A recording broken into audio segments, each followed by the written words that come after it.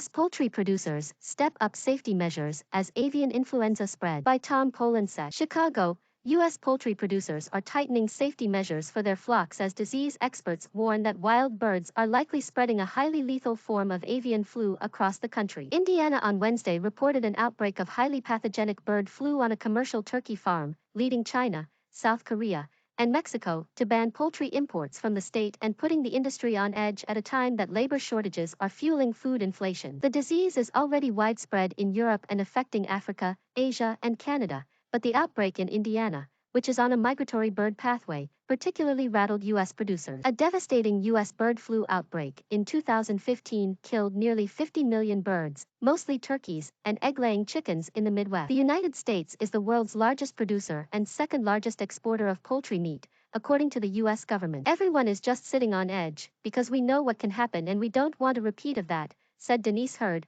Vice President of Research for the U.S. Poultry Egg Association, an industry group. Poultry company Purdue Farms suspended in-person visits to farms to avoid spreading the disease, spokeswoman Diana Souter said. Advisors are instead communicating with farmers via phone and email to reinforce protocols and monitor birds' health, she said. When you are dealing with a confirmed case now in the country, we know there is heightened risk, said Mike Naig, Iowa's Agriculture Secretary. It's time to move to a higher alert for our livestock producers. Disease experts said a wild bird likely spread the H5N1 virus, which can be transmitted to humans, to Indiana from the East Coast, where officials have confirmed that wild ducks were infected with the strain. The U.S. Agriculture Department called the disease low risk to humans. Tyson Foods Inc. heightened biosecurity measures in its East Coast facilities after the wild bird infections, the company said on an earnings call on Monday. The company said it reduced the number of trips to farms and started taking more time to clean vehicles. Wild birds from the East Coast may have mixed with those that fly through a migratory path called the Mississippi Flyway that includes Indiana and major poultry-producing states like Mississippi and Alabama, experts said. It's very likely that it can be all over the states,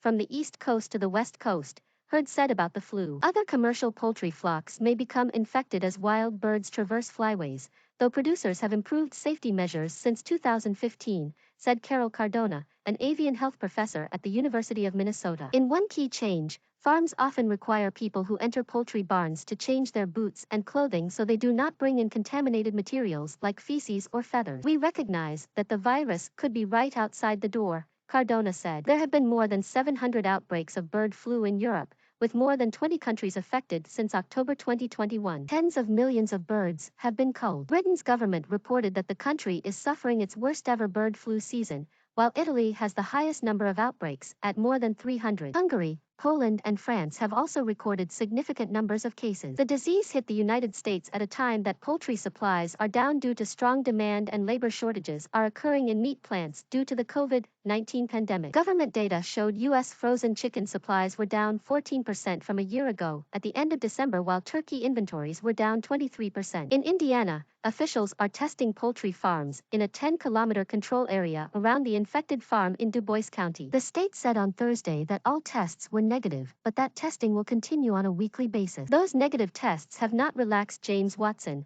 the state veterinarian in Mississippi, the fifth biggest chicken meat producing state. He said wild ducks will likely continue to spread the virus until warmer weather sends them to northern breeding grounds. Even if they resolve this with no other issues, we're still going to be on high alert, Watson said.